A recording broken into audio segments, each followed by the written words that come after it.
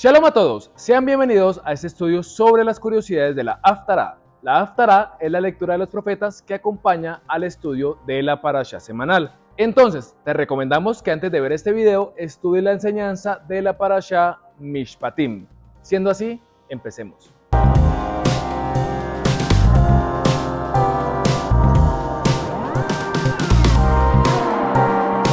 La Haftará de esta semana se encuentra en el libro del profeta Jeremías, desde el capítulo 34, verso 8 hasta el verso 22. Lo curioso es que la Haftará no termina ahí, sino que esta porción se devuelve un capítulo, leyendo los versos 25 y 26 del capítulo 33.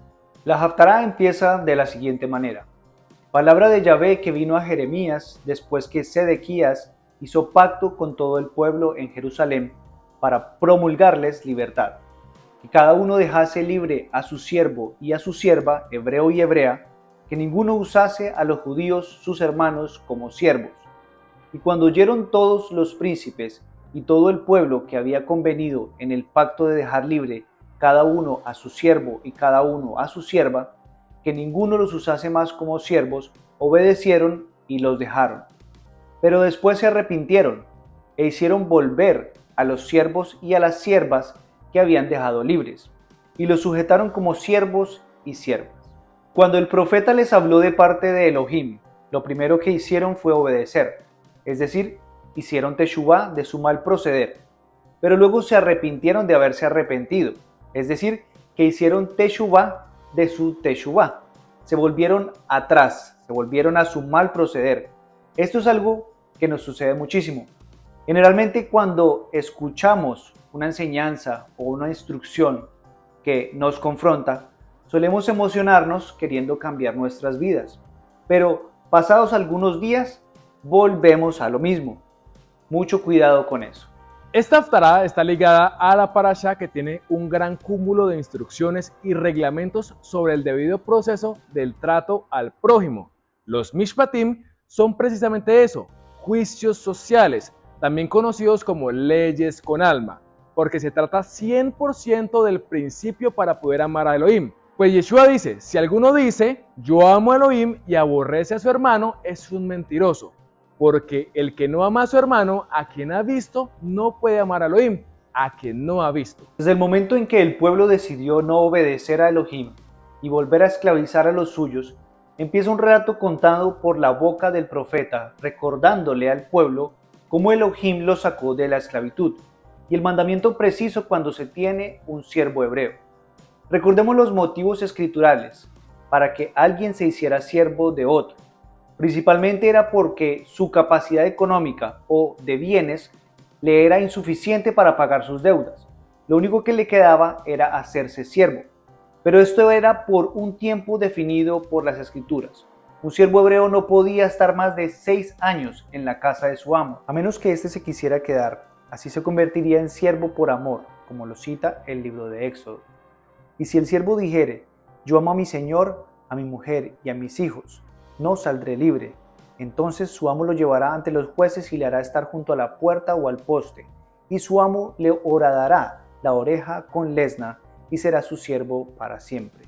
Un siervo de amor es interesante, porque solemos imaginarnos este concepto de manera errada. Solemos imaginarnos la esclavitud. Pero no es así, ya que si fueran esclavos, el siervo no amaría a su señor, queriendo servirle de por vida. Un siervo era como un mayordomo, ocupado de todos los asuntos de su señor, y si éste entraba en complacencia de su amo, podía compartir sus días de Shabbat, siendo fiel en lo que le corresponde.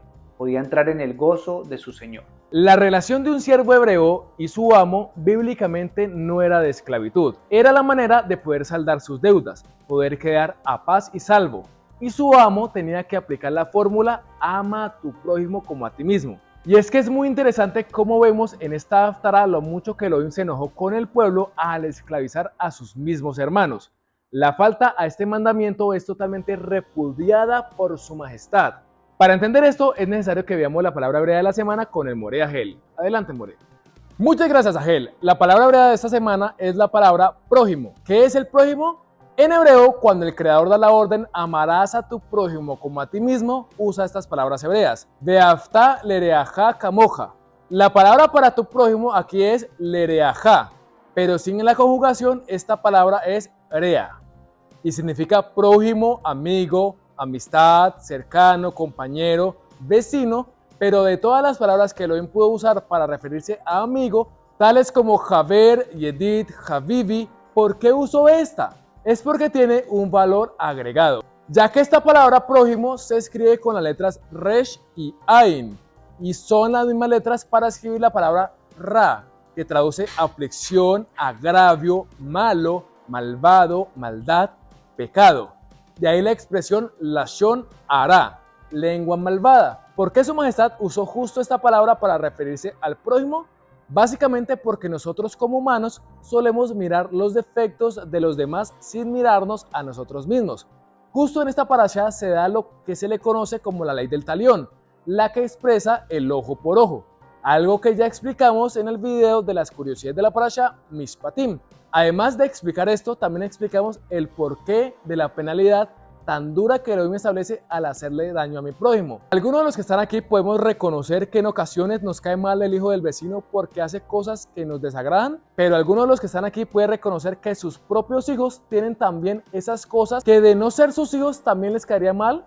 De eso se trata el amar al prójimo como a ti mismo, el reconocer que como humanos que somos también tenemos una parte mala, malas inclinaciones, pero que a pesar de ellas debo mirar primero la viga que tengo en mi ojo, antes de ver la paja en el ojo de mi prójimo, que al igual que yo está en este mismo camino de rectificación de sus acciones, y lo único que necesita es un hermano que lo pueda ayudar en su ascenso, y no alguien que tenga sobre sí un dedo acusador. Si todos aplicáramos este concepto, nuestras comunidades estarían llenas del fruto del Ruach de Elohim. No es nuestro deber ser jueces que establecen juicios, sino jueces que legislan los mandamientos tipo Mishpatim, para hacerlos cumplir primero en nuestra vida y luego en la vida de nuestro rea, de nuestro prójimo. Con eso terminamos la palabra hebrea de la semana. Sigamos con el estudio, Agel. Muchas gracias, More Agel. Qué interesante es la escritura. Definitivamente nuestro Elohim es amor. Definitivamente podemos afirmar que a nuestro Creador le importamos tanto que establece duros juicios contra aquellos que no son capaces de ver al prójimo como a sí mismo. Aquellos que no hacen un juicio correcto con aquellos que también están batallando con sus pecados.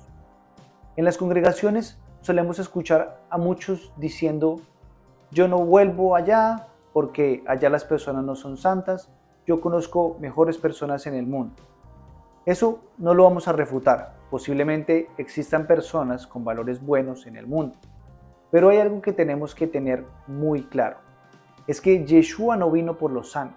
Él vino por los enfermos. Él vino por los cojos, por los huérfanos, por aquellos que lo necesitan. Una congregación es como un hospital en donde estamos todos aquellos que necesitamos restauración. Aquellos que necesitamos de su amor incondicional. Y claro que sí, necesitamos de nuestro prójimo. Este es un camino que no se puede caminar en soledad. Nosotros somos un pueblo, somos las ovejas de su prado. Las ovejas son gregarias. Nosotros nos debemos congregar para poder pulir nuestra capacidad de convivencia, poder pulir nuestra vida en todo sentido y cuando eso sea tangible en nuestra vida.